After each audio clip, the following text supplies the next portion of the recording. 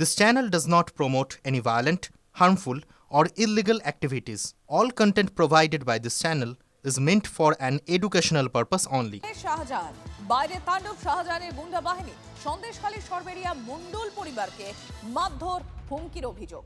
মণ্ডল পরিবারের জমি দখল করে শাহজাহান মার্কেট তৈরির অভিযোগ। কিছুদিন আগে শাহজাহান মার্কেটে এসআইআর বৈঠক করছিল তৃণমূল। বৈঠকে বাধা দেওয়ায় মণ্ডল পরিবারের লোকজনকে মারধরের অভিযোগ। সরবেরিয়া যে মার্কেট আছে, মার্কেটটা আমাদের মার্কেট, ঠিক আছে। মণ্ডল পরিবারের মার্কেট, মানে আমার বাবার নামে আছে। এবারে মার্কেটে মিটিং করছি, আমি গেলাম যে আমার জায়গার উপরে মিটিংটা হচ্ছে কেন আমাকে না জানিয়ে। বলে তোর জায়গার ধারে আয়, বলে ছেলেপুলেকে বলে এই করে বের দে।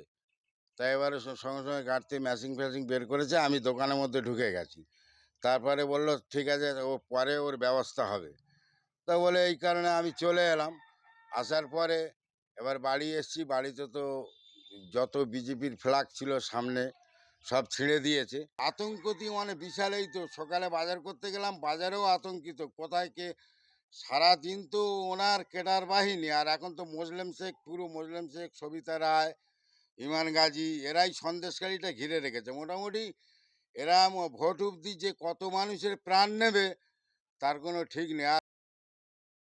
আমরা ওখানে পার্টি অফিস উদ্বোধন করেছি না, এসআইআর এর ব্যাপারে একটা মিটিং হয়েছে, জাস্ট একটা পথসভা। মণ্ডল পরিবারকে আমি আর কোনোদিন চিনি না, আমার কাছে ওরা কোনোদিন আসেনি।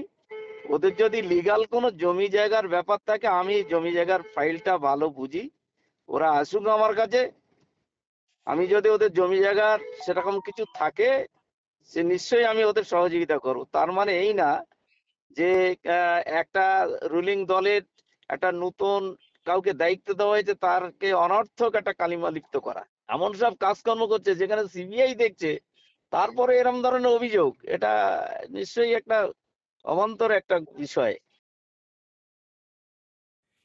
এই যে নেতা, এদের জানা উচিত যে এদের মনিবরা কিন্তু জেলে, তাই বেশি লাফালাফি করার কোনো দরকার নেই।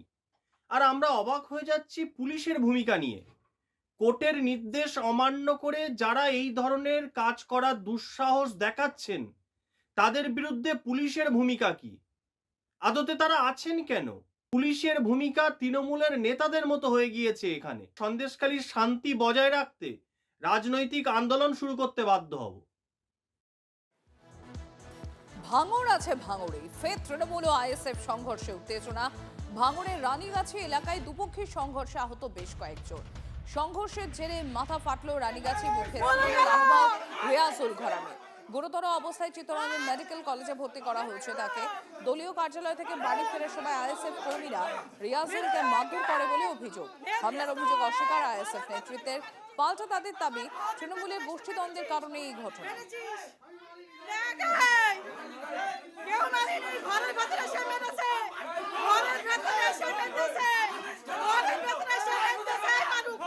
কোচবিহারে সিপিআইএম এর দুটি দলীয় দপ্তরে ভাঙচুরের অভিযোগ।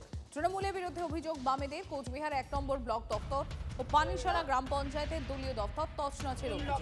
দুষ্কৃতীদের গ্রেফতারের দাবি ও দৃষ্টান্তমূলক শাস্তির দাবি সিপিআইএম এর। প্রতিবাদে কোচবিহার কোতোয়ালি থানা ঘেরাও সিপিআইএম নেতা কর্মীদের। ঘটনা তদন্তে কোতোয়ালি থানার পুলিশ।